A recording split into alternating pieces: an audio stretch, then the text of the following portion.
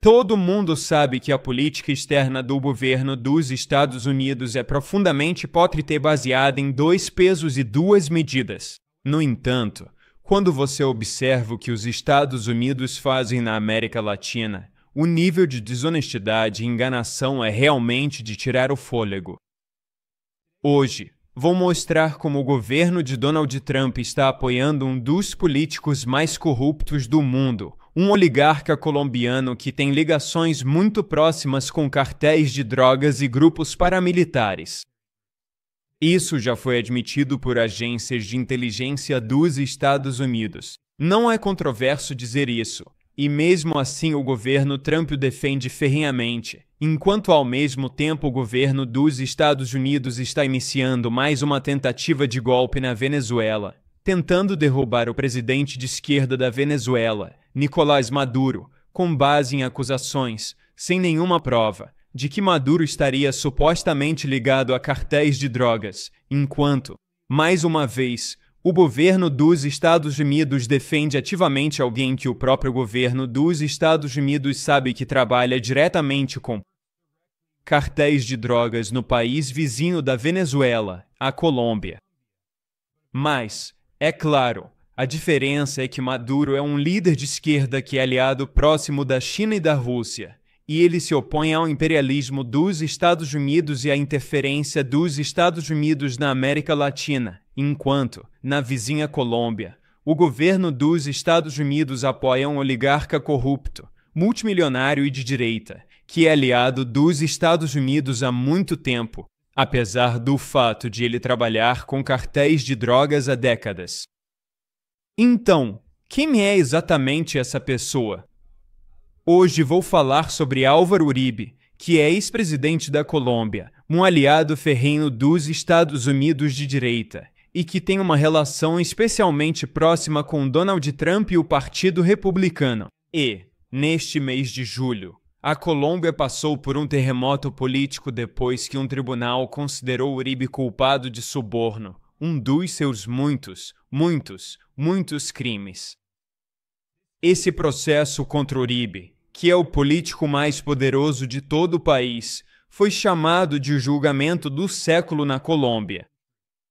Em resposta a essa decisão tomada por um tribunal colombiano, o governo dos Estados Unidos está interferindo diretamente nos assuntos internos da Colômbia e tentando salvar um de seus antigos aliados, Uribe, que, de novo, tem ligações muito próximas com cartéis de drogas e grupos paramilitares. Marco Rubio, que é a pessoa mais poderosa no governo dos Estados Unidos depois de Donald Trump, Rubio está servindo simultaneamente como secretário de Estado e conselheiro de Segurança Nacional e, em resposta a essa decisão de um tribunal colombiano, Rubio recorreu ao Twitter e condenou o sistema de justiça da Colômbia e disse, cito, "O único crime do ex-presidente colombiano Uribe foi lutar e defender incansavelmente sua pátria."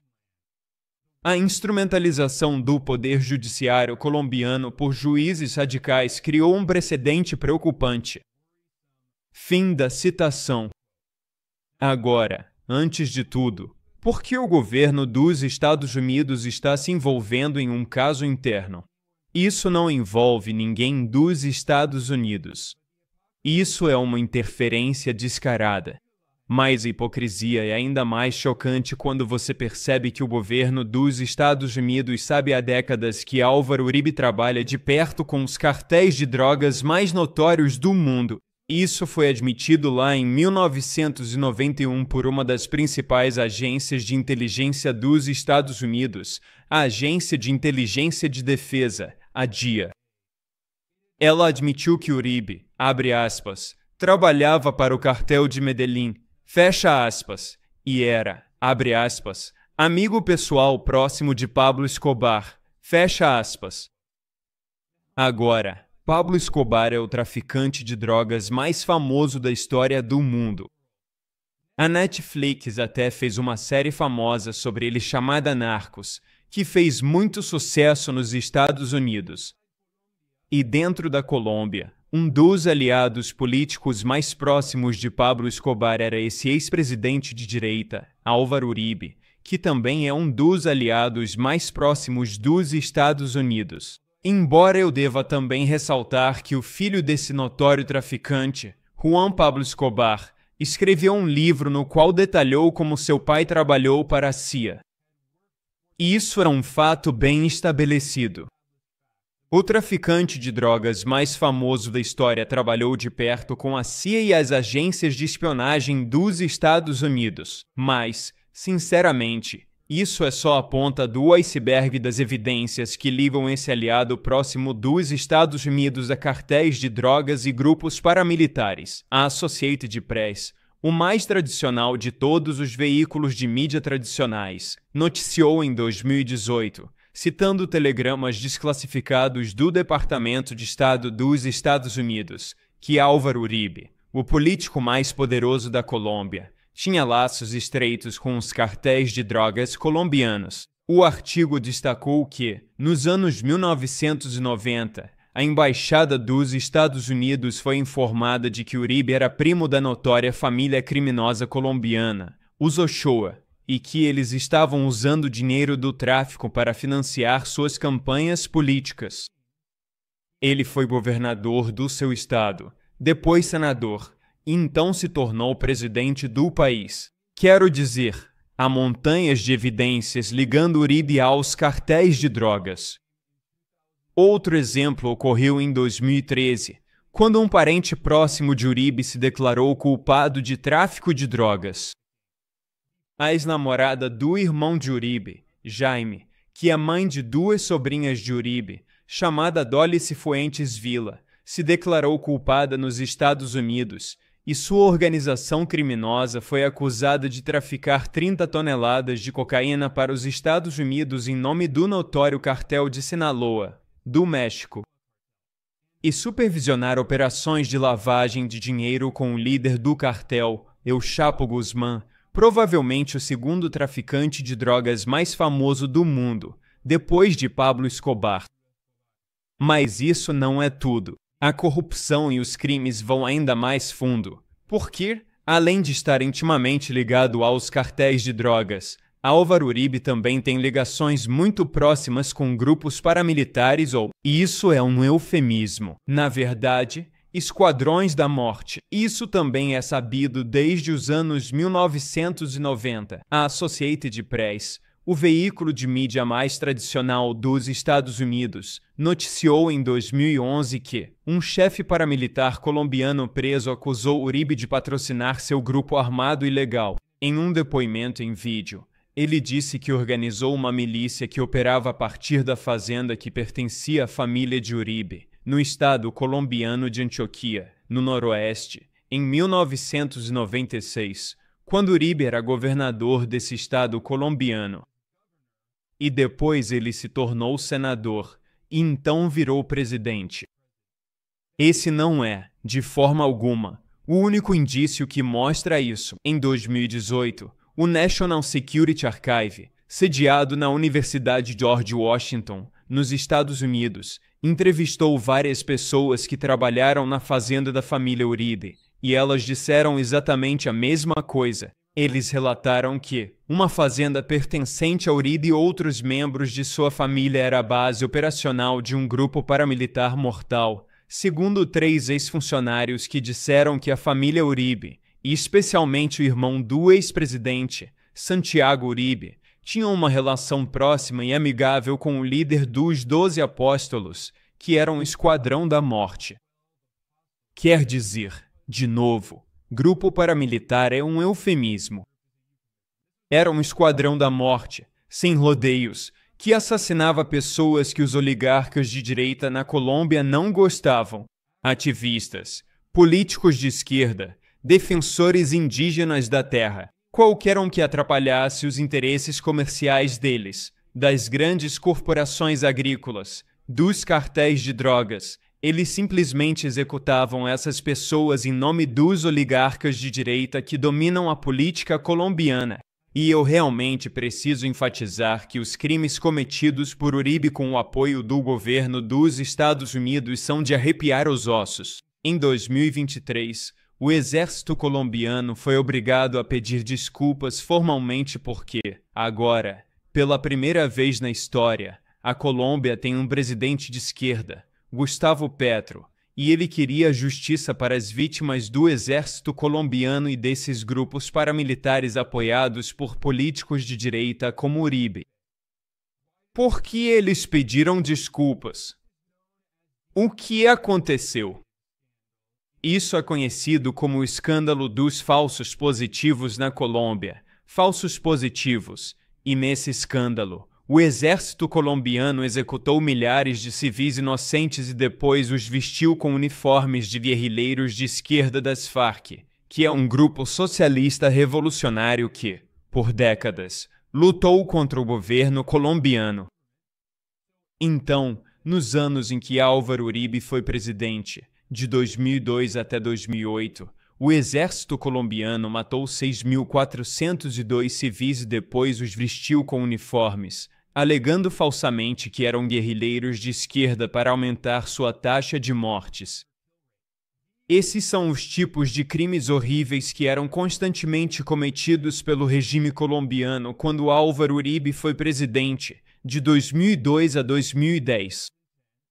E, novamente, ele era um aliado muito próximo do governo dos Estados Unidos e, em particular, era muito próximo do presidente americano George W. Bush.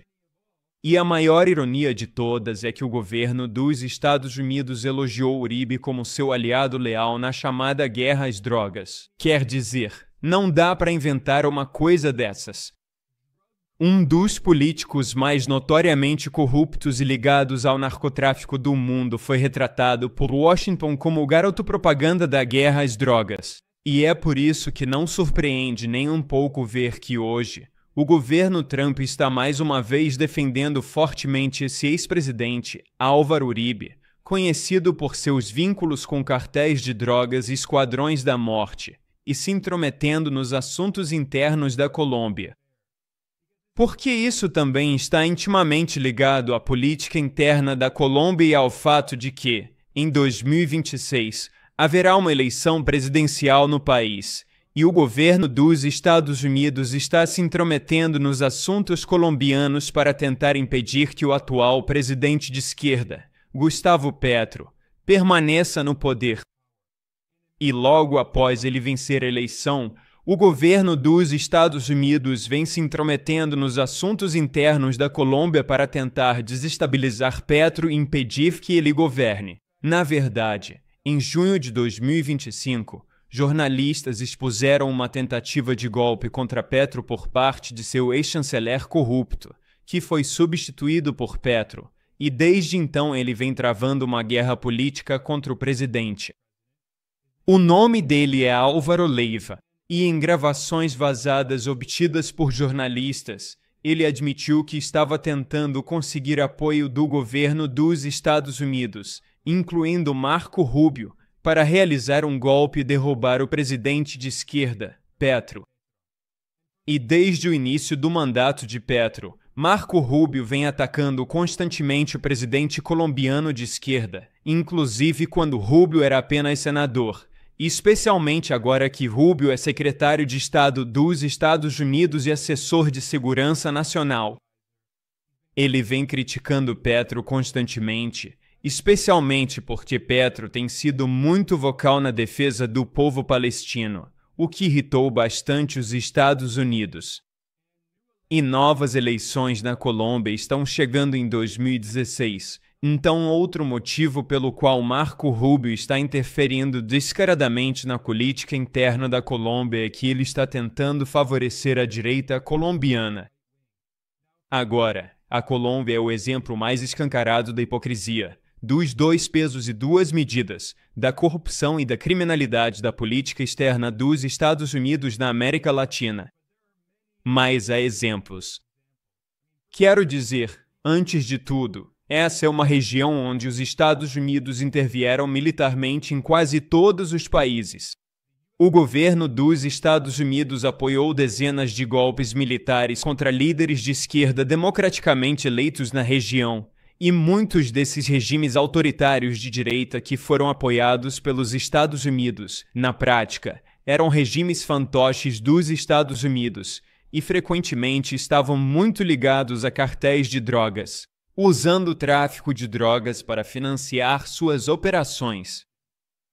Outro grande exemplo disso é o ex-ditador de direita que governou Honduras com o apoio do governo dos Estados Unidos. Seu nome é Juan Orlando Hernández, e ele também é conhecido popularmente como JOH, baseado em suas iniciais, JOH. E ele comandou uma das maiores operações de tráfico de drogas do mundo inteiro enquanto era fortemente apoiado pelo governo dos Estados Unidos.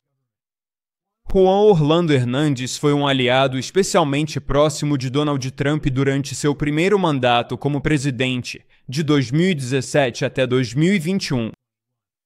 Em 2019, o governo Trump convidou esse notório ditador do tráfico de drogas para participar de um evento especial que os Estados Unidos realizaram nas Nações Unidas, defendendo a proteção da liberdade religiosa. E, claro, o governo dos Estados Unidos usou esse evento para atacar a China, o Irã, a Venezuela, Cuba e todos os adversários geopolíticos de Washington, enquanto convidava, como convidados especiais, ditadores de direita ligados ao tráfico de drogas. Agora, o motivo pelo qual Hernández chegou ao poder em primeiro lugar é porque o governo dos Estados Unidos apoiou um golpe em Honduras em 2009, derrubando o presidente de esquerda democraticamente eleito do país, Manuel Zelaya. E o governo dos Estados Unidos naquela época era liderado por um democrata, pelo presidente Barack Obama e pelo vice-presidente Joe Biden, além da secretária de Estado, Hillary Clinton. Esses eram os líderes mais poderosos do Partido Democrata, e eles apoiaram fortemente esse golpe contra um líder de esquerda eleito e ajudaram a colocar no poder traficantes de drogas corruptos de direita para governar Honduras por mais de uma década. Então, só para deixar claro, não foi só Trump que apoiou esse notório ditador do narcotráfico em Honduras, também foram Biden e Obama. Mas o fato de o governo dos Estados Unidos apoiar tão abertamente e publicamente um homem que todo mundo sabia que era um ditador e traficante de drogas obviamente prejudicou a imagem, as relações públicas, a propaganda do Império dos Estados Unidos. Então o governo Biden se voltou contra Juan Orlando Hernández depois que ele deixou o cargo, e tentou fazer dele um exemplo. Quer dizer, há muitos exemplos ao longo da história de Washington apoiando um ditador brutal e corrupto e depois se voltando contra ele quando ele já não serve mais aos interesses dos Estados Unidos. Outro bom exemplo disso é Saddam Hussein no Iraque. Na década de 1980, quando Saddam Hussein invadiu o Irã e tentou derrubar o novo governo revolucionário do Irã após a Revolução Iraniana de 1979, a CIA forneceu inteligência ao Iraque para facilitar que Saddam Hussein usasse armas químicas e gás contra soldados iranianos na guerra Irã-Iraque. Então, o governo dos Estados Unidos havia apoiado diretamente Saddam Hussein. Apenas 2 décadas depois, em 2003, os Estados Unidos invadiram o Iraque e derrubaram o governo de Saddam Hussein. Ao longo de décadas, o governo dos Estados Unidos apoiou dezenas de ditadores de direita corruptos que traficaram drogas e apoiaram esquadrões da morte para beneficiar um pequeno grupo de oligarcas de direita corruptos que exploram o país em nome de corporações americanas. Os Estados Unidos fizeram exatamente a mesma coisa nos anos 1980, depois que a Frente Sandinista de Esquerda derrubou o antigo ditador de direita corrupto apoiado pelos Estados Unidos, Somoza, e o governo dos Estados Unidos tentou destruir a Revolução Sandinista.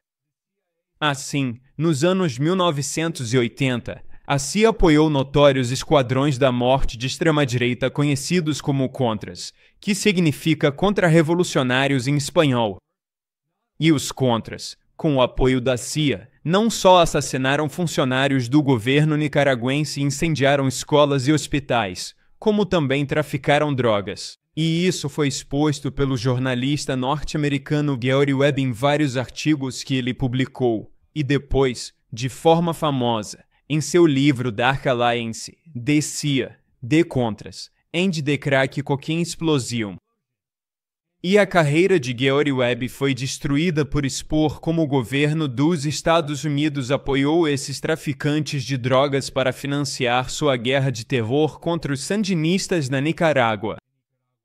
E, eventualmente, Gary Webb morreu em circunstâncias muito estranhas, e ainda há muitas perguntas sobre o que exatamente aconteceu com ele.